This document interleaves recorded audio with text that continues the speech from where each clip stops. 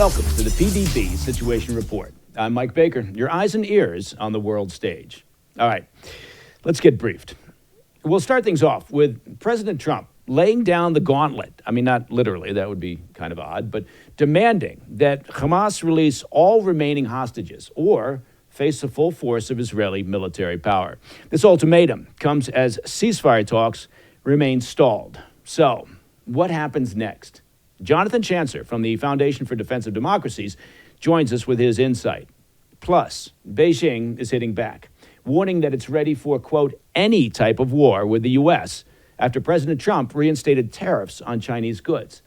How serious is the threat? Well, that's a good question. And we've got Gordon Chang, author of Plan Red, China's Project to Destroy America, here with us on the Situation Report to break it all down. But first, today's PDB Spotlight.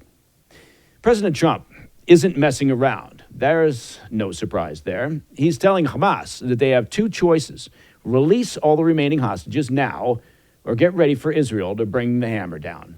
This comes as negotiations for a second phase of the ceasefire have hit a wall with, frankly, no deal in sight.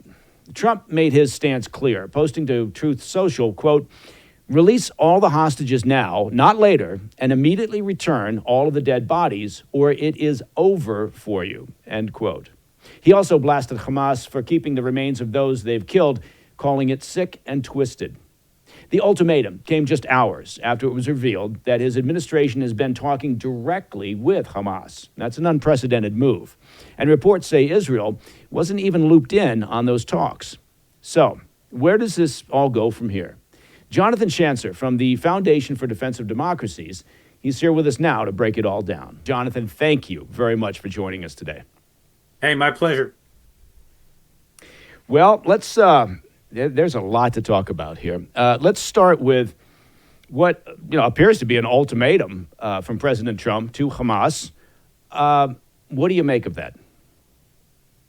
Well, it's interesting because we've been watching this play out. I think this is the fourth time that the president has issued an ultimatum to Hamas, threatening to unleash hell on them.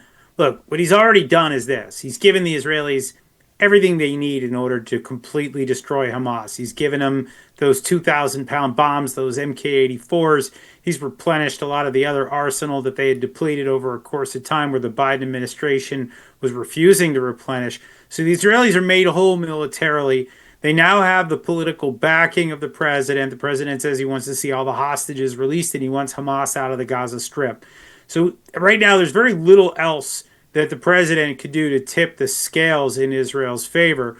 What he has done, though, and we've just learned about this over the last 24 hours, is he has actually dispatched Steve Witkoff and his team. This is the president's envoy to the Middle East.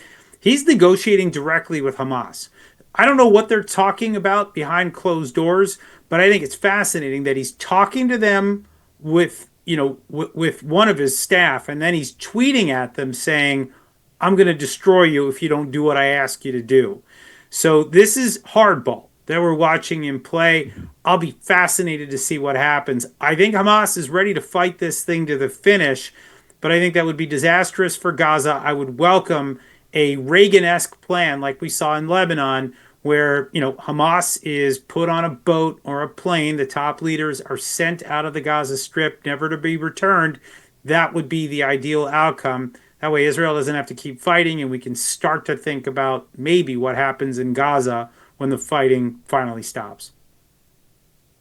Yeah, well, you would imagine that Qatar would be a logical destination for any of the remaining key leaders of Hamas to end up residing there. But you mentioned the direct negotiations, right, between U.S., I believe, the hostage envoy, Adam Bowler, for the U.S. side, supposedly has been talking to Hamas directly about the U.S. hostages.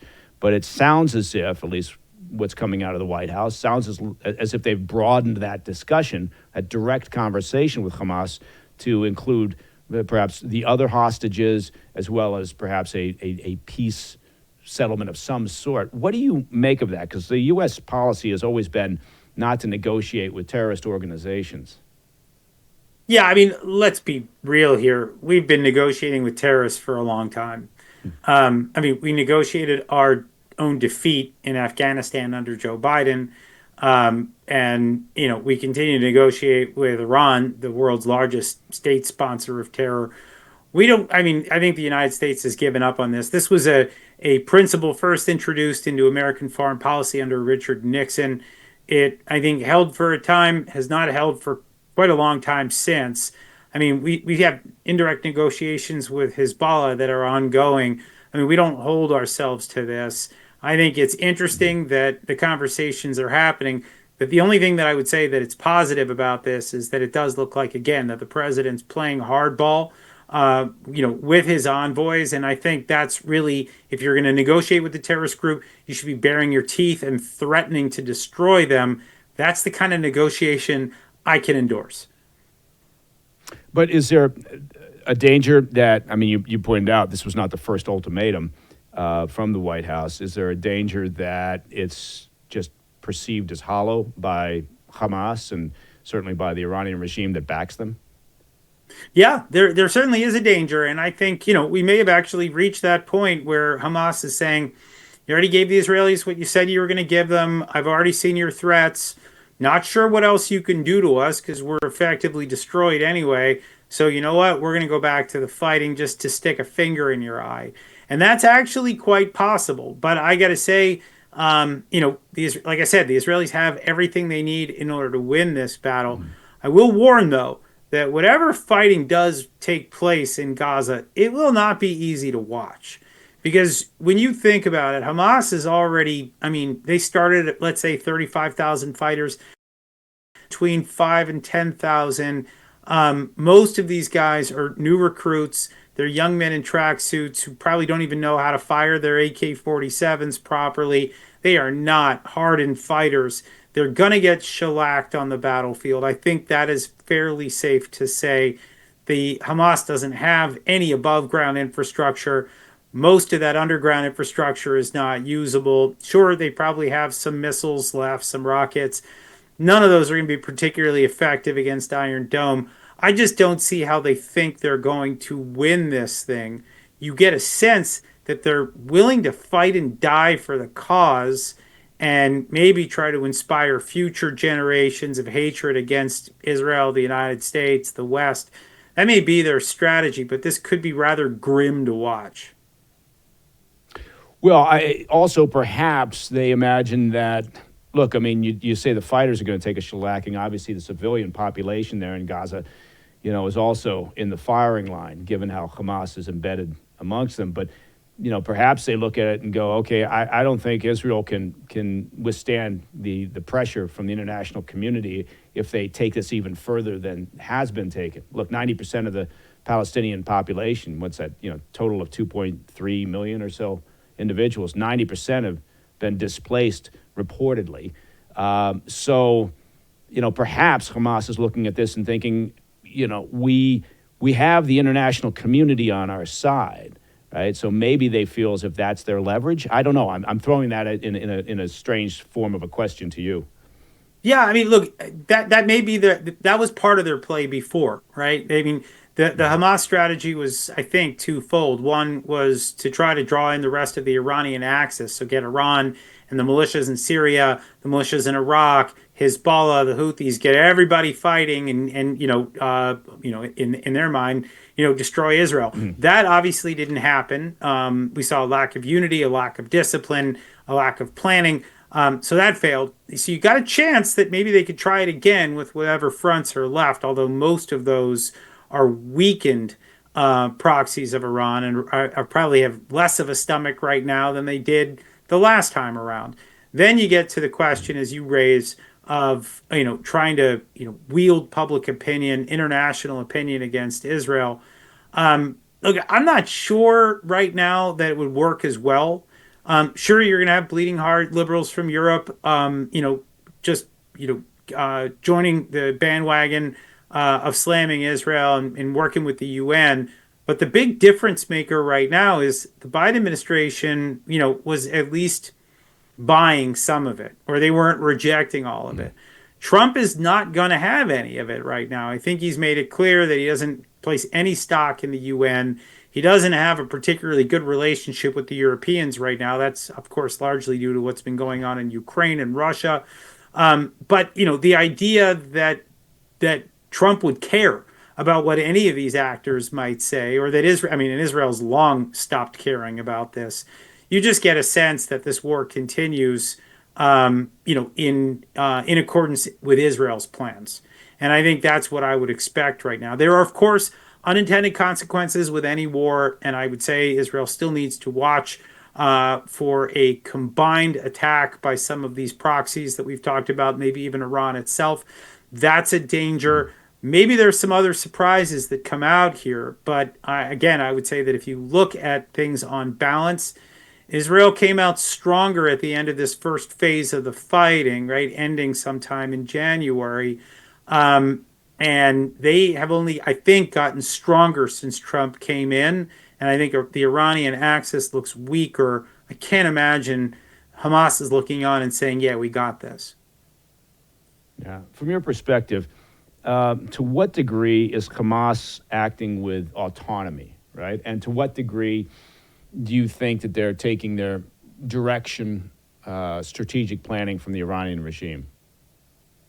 So it's an interesting question because the way that Hamas always worked is that you had these shura councils where different leaders from different parts of the Middle East were weighing in, and they were kind of almost democratic. I don't want to take that too far, right?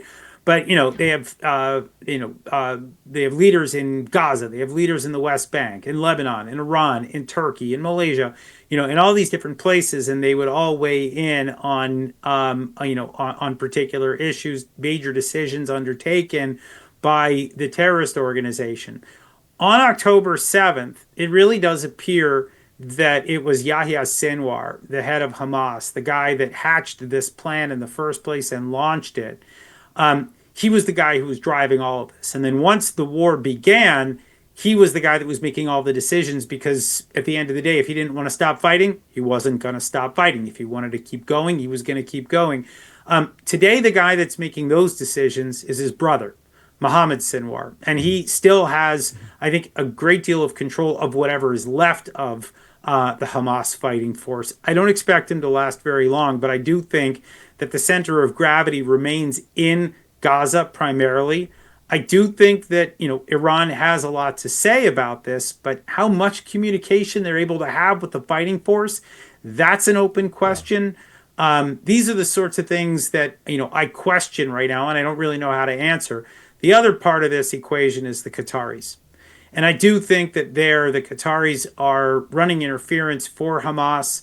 They're the ones who are saying that certain, proposals are unacceptable, even if they're not even sharing them with the Hamas operatives that are there. And I actually think that it's for this reason, among many others, that the U.S., when this crisis is over, we need to have a serious accounting of whether we want to continue to treat Qatar as an ally. I think we should strip them of their major non-NATO ally status. I think we should consider removing the Al Udeid air base from Doha. It's our largest air base in the Middle East. Yeah. I just don't think this is a regime we can trust because I think they're trying to tip the scales in favor of Hamas through these negotiations.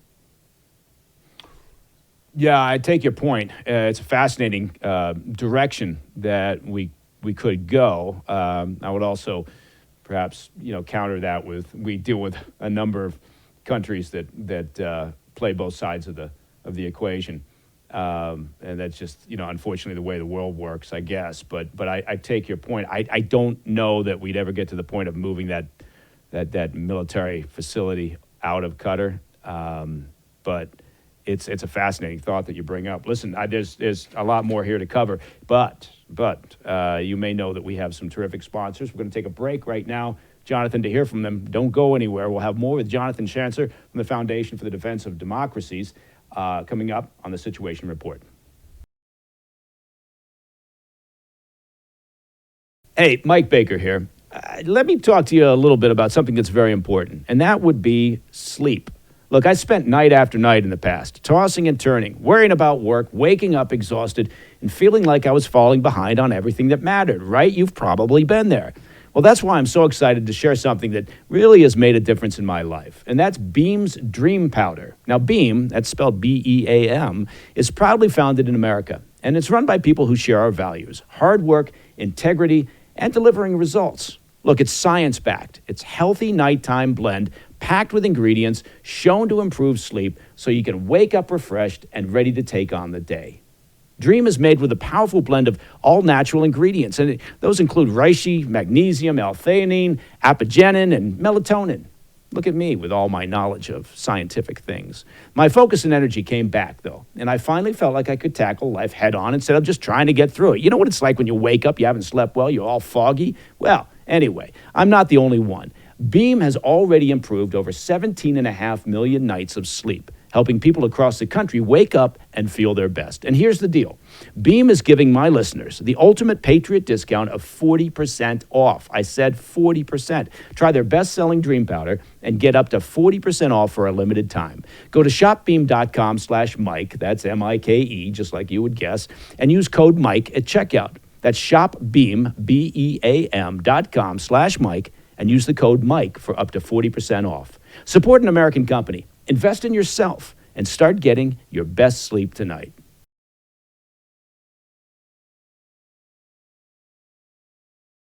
Joining me once again is the Executive Director of the Foundation for the Defense of Democracies, Jonathan Schanzer. Jonathan, you raised a really interesting question about the future of U.S. relations with Qatar after perhaps there's a settlement related to the Israel-Hamas conflict.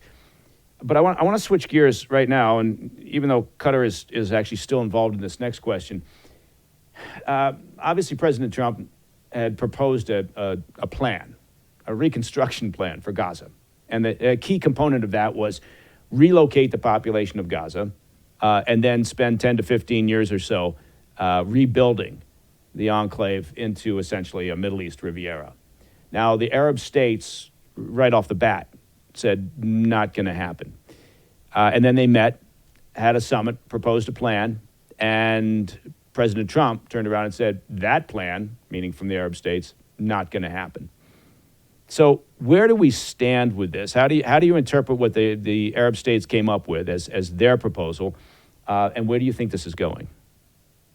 Well, look, first, let's just acknowledge that the president's Gaza-Lago plan was not a plan. I mean, it was an idea. Sorry, wait a second. That's fantastic. I'm sorry for interrupting. Did you say Gaza-Lago? That's what I said. You should patent that. If that's yours, trademark it immediately. You have my support. Okay. All right. As soon as we're done here, I'm gonna go send it in. But yeah, I mean, Gaza-Lago was not a plan. It was a notion, if that, right? Definitely not even a full baked idea. But here's what it was. The president tore a page out of his own book, The Art of the Deal. You throw an idea at the other side that is just preposterous, that they can't accept, that they're not going to accept, and they get outraged. And then finally, when they're done being outraged, they come back to you with something that's maybe a little bit more in line with reasonable, whereas before maybe they weren't even ready to talk at all.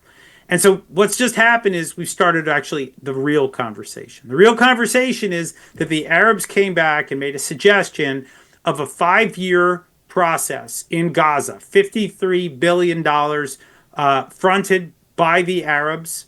Here's the thing that's not realistic. All of this so far is workable, but what they won't do is decide on the fate of Hamas. No Arab country right now wants to go as far as to say Hamas needs to go, they can't come back, we have to kick them out and never let them return. That's the thing that's missing right now from this deal. Why is that? I'm sorry for interrupting. There's a bit of a sort of a delay, so I apologize. But why is that? Why are none of the Arab nations willing to come out and say that? Well, I mean, look, none of them are profiles in courage. Let me just put it that way first. Very few of these countries are going to come out independently and promote ideas that we would consider to be bold, courageous, brave. Look, there are a couple countries that have stepped out of line. The UAE, Bahrain, Morocco. I think they took bold and courageous steps back in 2000 when they signed the Abraham Accords with Israel. In the past, Jordan had its moment, Egypt had its moment, but most of these countries are weak. They're run by strongmen who don't want to risk angering their populations, nor do they want to risk getting into a spat with the Iranian regime if the regime there decides to start turning its sights on these somewhat weaker Arab regimes. So yeah, you're not going to see a lot of bravery from these folks. These are not profiles in courage. But again, I think that this has started a conversation. I think it's important that Trump and Israel and everybody else fire back and say, hey, thanks for starting the conversation. That's not good enough. Here's why. Come back to us when you're serious about dealing with Hamas, because that's a serious problem that needs to get dealt with. Yeah, I think you've raised a really interesting point, which I think sometimes people overlook, right? Because there's so much going on around Trump and around the Trump White House, and there's every day it's a new movie, right? And something's being thrown out there, and I think when he came out with I'm going to use your phrase, Gazalago, it just rolls off the tongue, doesn't it? Then I think people said, what is he talking about? This is crazy, but to your point, it generates conversation. It generates movement, right? Action. And so you're absolutely right. Almost immediately after that, we had the Saudis and others calling for a summit to get the Arab states together to say, now what? Look at this. We can't let this stay on the table. So how do we respond? And that can create dialogue that we haven't seen in decades, right, around this problem of Gaza. So I think you've raised a very important point. Yeah. And look, I'll just say that, I think the president keeps doing this, right? Yeah, he's created quite a flap with Ukraine too. Came out, shocked everybody by basically saying, not going to deal with this guy. He's not ready for peace. And what he did is he forced Zelensky to come back and agree to a mineral deal that might actually ultimately protect the territorial integrity of Ukraine, benefit the United States, and put us in a different position. Now, I'm not going to tell you that it's all going to work out perfectly, and I'm not going to tell you that he had it all planned in advance. Maybe he did, maybe he didn't. But this is kind of the way that this president operates. He'll throw something out there. He will create outrage. He will create a huge flap. And everybody focuses on what exactly that one thing was that they can't stand or they can't live with. And meanwhile, another conversation begins that actually may be beneficial. Now, it all can still fall apart. And again, I'm not telling you that all of this was done exactly by design, but this is the style of the president. That's what we're watching now on multiple fronts.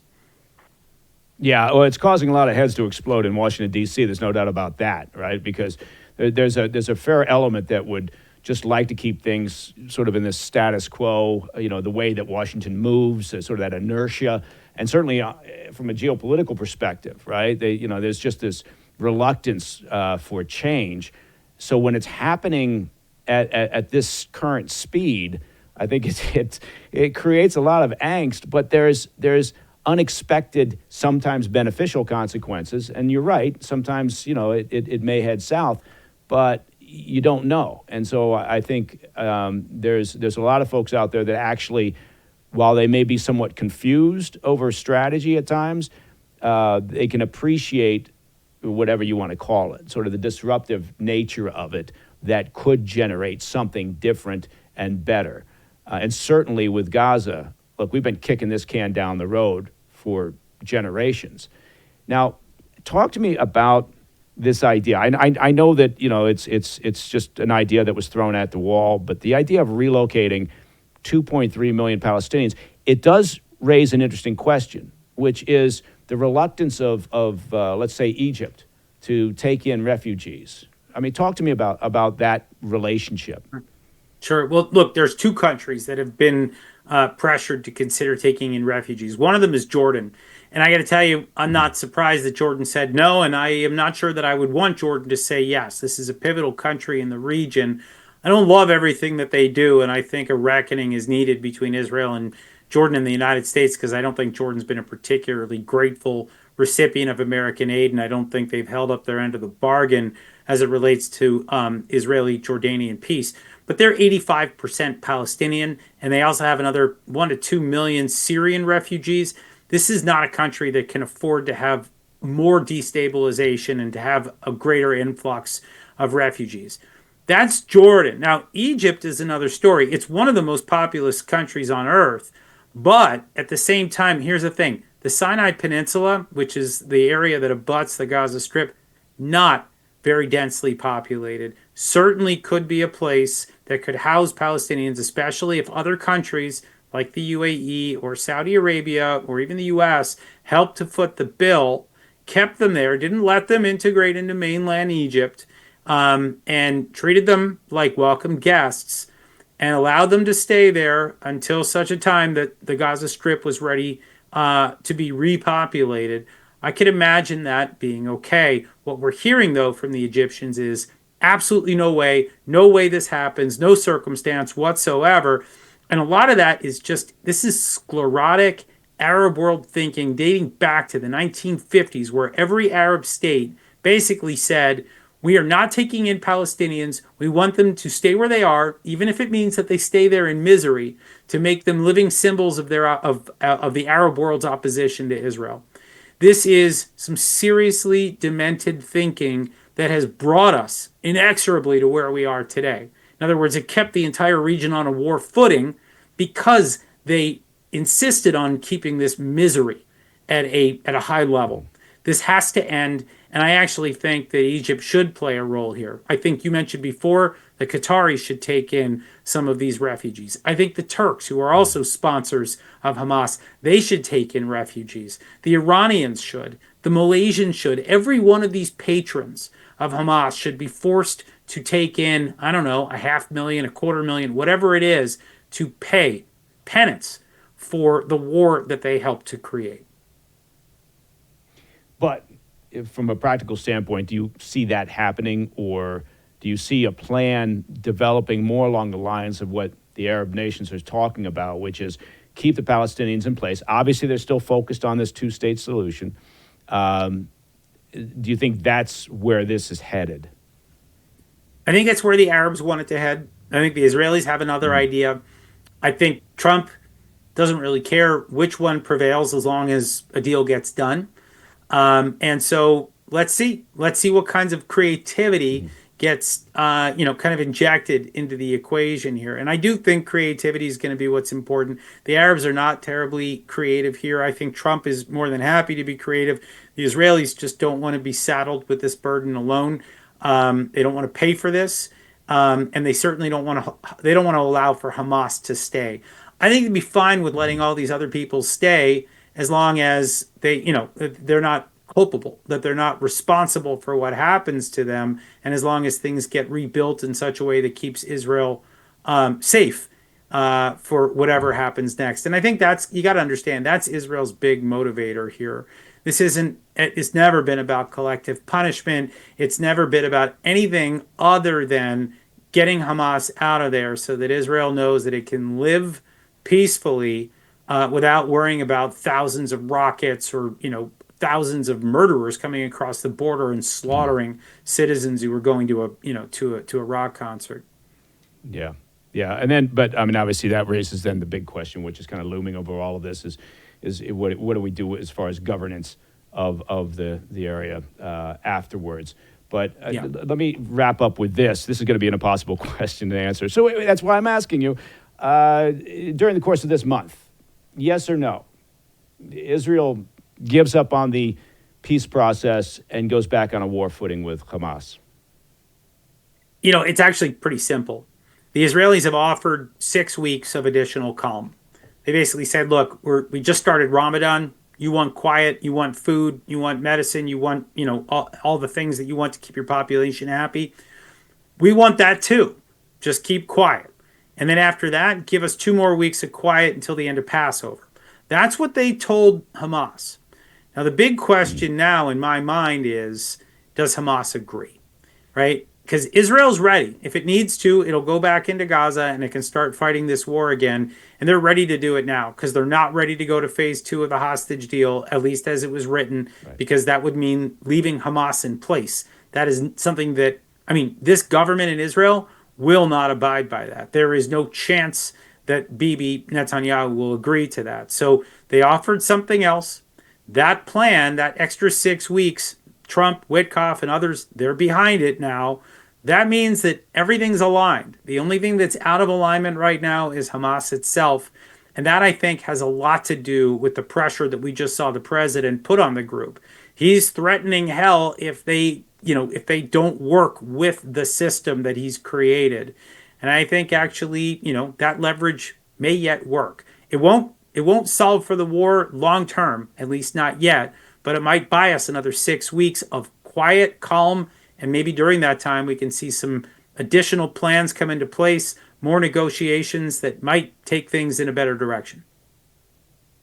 All right. Well, listen, I could take another hour or two talking with you about this problem, but we are out of time. Jonathan Schanzer, great conversation, despite my involvement. Foundation for the Defense of Democracies. I want to tell you thank you very much for joining us, and I look forward to the next conversation, man. My pleasure, and you can feel free to sell that Gazalago t-shirt. That's all you. Are you kidding me? Beer koozies, hats. We got some swag coming your way. All right, man. Talk soon. Take care. All right, coming up next, Beijing isn't backing down. Well, I guess that's not a surprise. After President Trump slapped new tariffs on Chinese goods, the Chinese government fired back, saying it's ready for, quote, any type of war with the U.S. Gordon Chang, good friend of the show, author of Plan Red, China's Project to Destroy America, a terrific book. You should have it on your bookshelf, joins us to break it all down. Stay right there.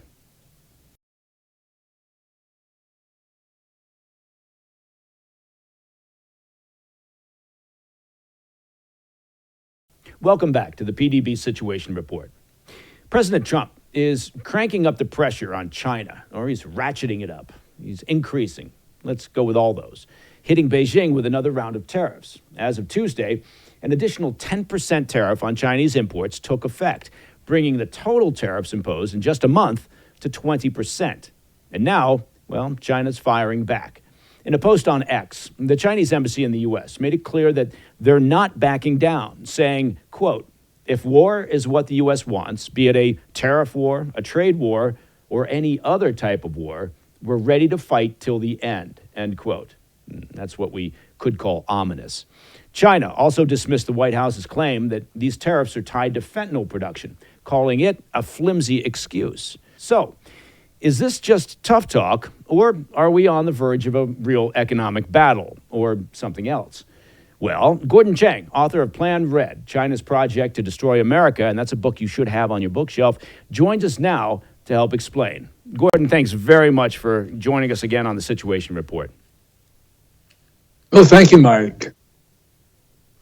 Well, I've got to go to the top line here has got to be, not to be sensational about it, but the quote from the Chinese embassy that, if the U.S. wants war, be it a tariff or a trade war or any type of war, then they're down for the fight. What do you make of that? I think the Chinese regime is a little unhinged because the rhetoric certainly is not justified by what's occurring today. And I think it reflects a couple things. I think, first of all, the Chinese are just enraged that President Trump is not deferring to them.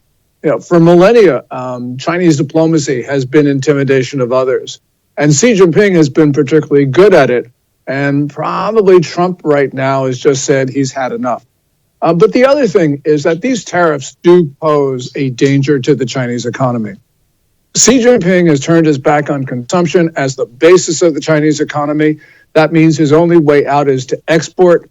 And Trump, it's not just Trump's tariffs. When Trump does this, he's giving inspiration to others. He's giving them cover to others to do the same thing. So I think that the Chinese are panicking in addition to just being so upset that we're not bowing down to them. Now, if they're so reliant on exports, do you think that's an indication that they're just going to eat the costs? I mean, because there's obviously this talk about, well, what are these tariffs going to mean for the pocketbooks of Americans if people still carry pocketbooks? Let's go with wallets. I don't know, what am I, in the 1920s? But do you think that, if that's the case, that they're going to do everything possible, to try to prevent a letdown in exports? That's a great question. Because if we go back to 2018, when President Trump imposed his Section 301 tariffs on China, 25% across the board, China absorbed somewhere between 75 to 81% of the cost of those tariffs. And now China has even more incentive to do that. The only thing is that China right now might have less flexibility to do that for various reasons, technical ones related to the currency. But the point is a good one. And I think China will absorb a majority of the costs. It's going to hurt them, but I think they're going to do it because they have no choice. Mm-hmm. Let's kind of move from, because the tariffs, I think is an interesting topic, but I think it confuses a lot of people. I mean, they've just now said we're going to delay the tariffs on Mexico and Canada. Have you heard anything about that possibly being a case for China as well, in terms of maybe backing off of this, what now is essentially 20% tariffs? Canada and Mexico present a very different situation than China. And Trump did not back off on the China tariffs. He imposed 2 rounds of 10% across the board tariffs. He didn't blink. With Canada and Mexico, there are reasons to just deal with them in a different way. There are neighbors, they're friends. We have an integrated economy with them. And, a lot of people think that Trump is trying to sort of isolate China. Well, to do that, you need to have both Ottawa and Mexico City on board. You need their help. So I think there's a lot going on here that is more complex with regard to the Canadian and Mexican tariffs, which President Trump has delayed. Have you seen any indications? Because, I mean, again, we mentioned it at the top of this, but that the tariffs for China, anyway, there's a direct link to their failure to act on the fentanyl crisis. Have you seen any indications? Let's even go with since the election, that they've changed policy, or that there's been any improvement in their efforts against the fentanyl crisis? There's no indication that the Chinese have improved on fentanyl. It was very interesting today that the Chinese government put out a timeline of all the fentanyl control measures that they've put in place over the years, but they've just gotten worse. Xi Jinping has violated promises to 3 American presidents now about fentanyl. As President Biden in 2023, President Trump in 2018, and President Obama in 2016. So, when the Chinese say, well, you shouldn't be imposing costs on us, you should just be trying to talk to us with mutual respect. Well, we've tried that now, and it hasn't worked. So President Trump did the only thing that he could do, which was to go after China for killing basically 70,000 Americans a year. Do you anticipate, I don't know how you would even describe it, do you anticipate a sort of a long-term trade war with China? I mean, if both sides are retreating to their corners and looking as if they're not going to back down, where do you think this is heading? I think that we're going to see more trade turbulence. And the reason is that it's not just fentanyl. It's also predatory and criminal trade practices, especially the theft of U.S. intellectual property. And I think Trump also knows that he's got the upper hand. Remember, the Chinese economy is less than 2/3 the size of ours. And especially if you were to look at the Chinese economy and its real estate, because they exaggerate their gross domestic product numbers, it's even smaller than that. But the other thing is that China is the trade surplus country. Last year, its merchandise trade surplus against the U.S. was $295.4 billion. Trade surplus countries have no ammunition in trade wars. Trump knows that. So China's only hope is to try to convince parts of the American public to work on Trump. But if that doesn't work, and I don't think it will, Trump is going to hit these guys, as he should, and no question about it. All right, well, if that's the case, then from Xi Jinping's perspective, right? And well, let me ask you this question. I want to focus on the Chinese economy, but let's go with this first. What do you consider to be the weakest link in the Chinese economy? It's probably the property sector, which is completely overbuilt. In September 2023, a former senior statistics official in a public forum said that China had enough vacant apartments for 1.4 billion people. But he admitted he might be wrong and that the number of vacant apartments be sufficient for 3 billion people. There's just no way to get out of that in the near future. It's just a question of supply and demand, which, although China exercises a lot of control over the economy, supply and demand still works in China. So that's probably their weakest link. But there are a lot of other weak links, Mike. All right. Well, I guess we don't need to list them all, but I guess what I'm looking for is, you pointed out that Mexico and Canada are completely different cases. We're talking about as far as the tariffs go. And I would also argue that their responses, their strategic thinking is going to be entirely different. So I'm trying to get a sense from you as to how Xi Jinping responds to all of this, right? Is there any chance that he'll say, well, okay, Trump's not putting up with this anymore, so I'm going to have to change my direction. I'm going to have to change my strategic thinking. Is that a possibility? I mean, does he have the ability to change, I guess, is what I'm asking. I think he has less ability to change than he once did. I don't think he's the all-powerful Supremo that he was, let's say, 4 or 5 years ago. And we're seeing signs in the Chinese political system of real instability. So, for instance, at the top of the Chinese military, the People's Liberation Army propaganda organs are now praising what they call, quote, collective leadership. That is a direct challenge to Xi Jinping. And that means that a lot of the turmoil that we see in the upper ranks of the military, this could very well be the foes of Xi Jinping actually purging Xi Jinping's people. We don't know that yet because there's a lot of, it's obscure. But the point is, these things don't happen in periods where Xi Jinping would be supreme leader. So I'm not sure he has that same sort of strategic autonomy that he did when China was obviously successful and he was getting all the credit for it. Okay, interesting. Listen, Gordon, I've got I'll show you the list of questions that I've got. It's lengthy, but we've got to take a quick break, and then we'll be right back with Gordon Chang here on the Situation Report. Stick around.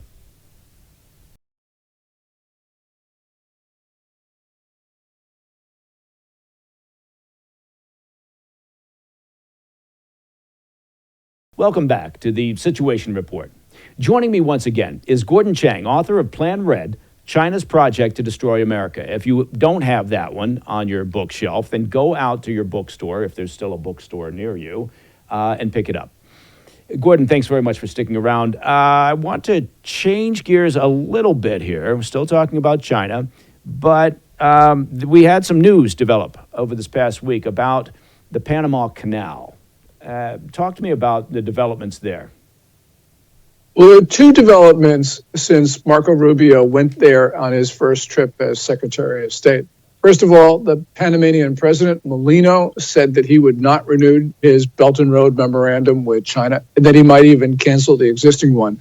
But the news this week is that BlackRock, the American financial asset manager, biggest in the world, by the way, is buying and taking over 2 Chinese port operations in the canal from CK Hutchison, which is the mega port operator around the world in Hong Kong, subject to Chinese rule.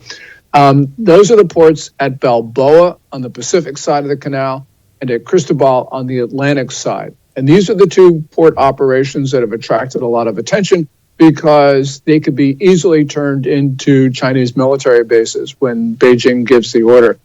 So that is stunning news.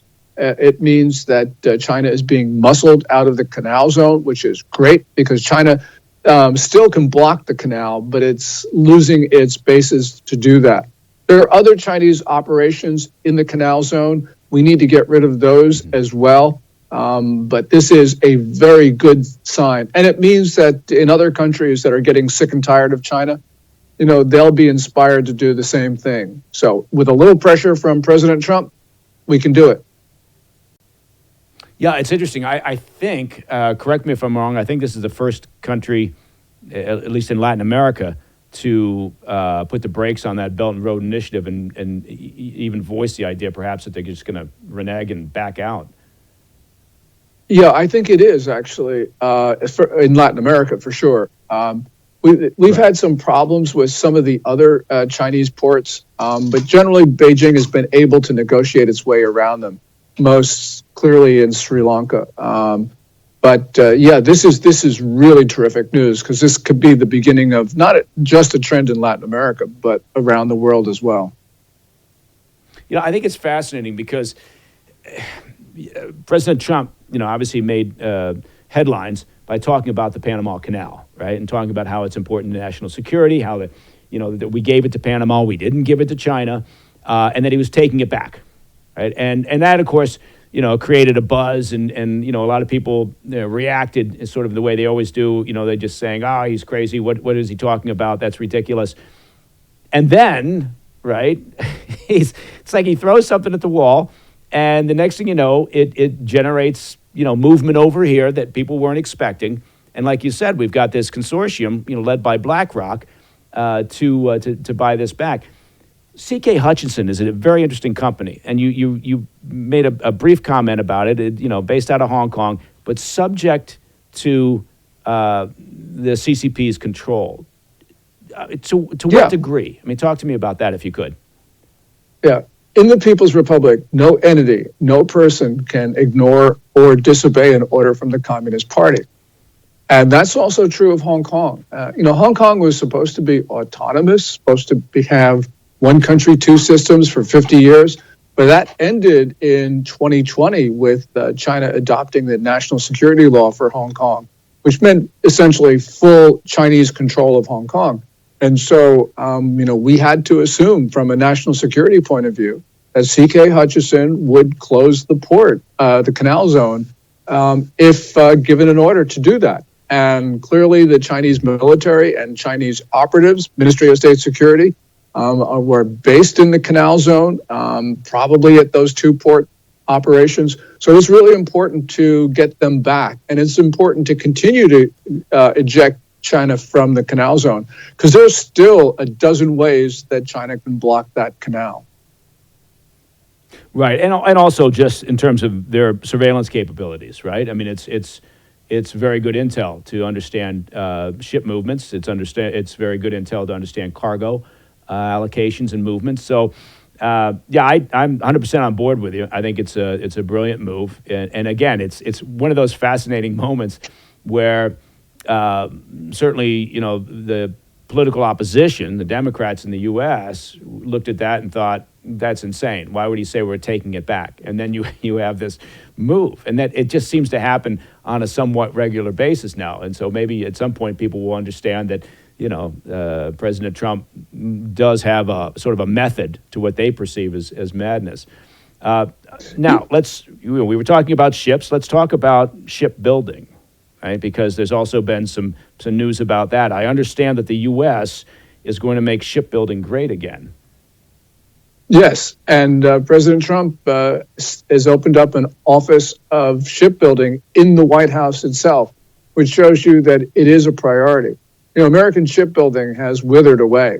And there are a couple of things that President Trump has done. So, for instance, go back a week, the U.S. Trade Representative announced that it was imposing $1 million plus fees on Chinese-built ships and Chinese-owned ships that entered U.S. ports. That gives all sorts of people incentives to build ships elsewhere. And that's a good thing to get it out of the People's Republic of China, but it also incentives for American shipbuilding. And we need to do this, not just for the Navy, which is woefully doesn't have the shipbuilding capacity anymore, but also just regular commercial ships, which are really important. It's the lifeblood of trade. So this is, again, great news. Yeah, China, again, correct me if I'm wrong, and you always do because, okay, maybe I'm wrong on occasion. But China is the leader globally in shipbuilding. Is that correct? By far. They're well ahead of South Korea, which I think is in second place. but China makes something, and correct me if I'm wrong, something like over 50% of the world's ships. Look at us. Look at us just correcting each other like this. It's just a back and forth. You're right. South Korea is in number 2 position. I read that the U.S. is down that list, is sort of, I think it's in 15th place in terms of shipbuilding, which is that astounding. I don't know, Mike. But if you said 15th, I would say that's really high. Would have been my guess, even lower than that. But, one other thing. South Korea, which is a U.S. treaty ally, is going through a political crisis. And it's not inconceivable that within 3 months, they could have basically a communist as president. This is really serious stuff. So that means number 1 and number 2 shipbuilders would basically be in Beijing's orbit. What's the potential for that? I know this is a bit of a detour for us in terms of our topics, but what's the potential for that sort of political sea change in South Korea? It's really high. About a month or 2 ago, it would have been close to 90%. Fortunately, things are moving in a much better direction. What happened is President Yoon Suk-yeol, a conservative-leaning figure, declared martial law on December 3. He was impeached by the National Assembly on, I think, the 14th. The Constitutional Court decides this month and maybe in the next week whether to remove him or not. If he's removed, there's 60 days for another election. Now, Yoon was really unpopular even before martial law. He had an approval rating below 20%. Now, because the leftists have overreached, his approval rating is at least in the 40s and in some polls over 50%. So even if he is removed, there's a real possibility that another conservative could be elected. But we know the leftists control the the National Election Commission. They've been rigging elections since at least 2020, which means no matter what the South Korean people, how they vote, is probably going to get a leftist as a president. And the leftist candidate is pro-China, pro-North Korea. He might even be a communist himself. If he's not, he's very close to it. This is really, really very dangerous for us. All right. I tell you what, that opens up the next question, which is I hope you'll come back in the course of between now, obviously, and 3 months from now, sooner rather than later, so we can talk about this, because that would be a seismic change in the region, and certainly from a geopolitical standpoint. So, Gordon, as always, listen, thank you very much for taking the time to sit down with us. Gordon Chang, author, incredibly smart guy, man about town. Hopefully we'll see you back here very soon. Yeah, and often corrected by Mike Baker. So, yeah, thanks very much, Mike. I would not, you know what? I would keep that off your resume. I don't think you want to put that anywhere on that CV. All right. Thanks so much, Gordon. I'll see you soon. Thanks, Mike. All right. Well, that is all the time we have for this week's PDB Situation Report. Now, if you have any questions or comments, polite suggestions maybe, please reach out to me at pdb@thefirsttv.com. Look, the highlight of every week, I've told you about this before, but the highlight for us at the PDB headquarters, which is located in a secret compound underneath a volcano, is when the mailman, who somehow finds us, drops off another sack of mail and postcards and faxes and telegrams. And every month, our amazing team gathers up the best of those questions and comments, and we mush them into what we call an episode of Ask Me Anything. All right? So what I mean by all of that is keep your cards and letters coming. Finally, to listen to the podcast of this show ad-free, which you can do, just become a premium member of the President's Daily Brief by visiting pdbpremium.com. I'm Mike Baker, and until next time, stay informed, stay safe, stay cool.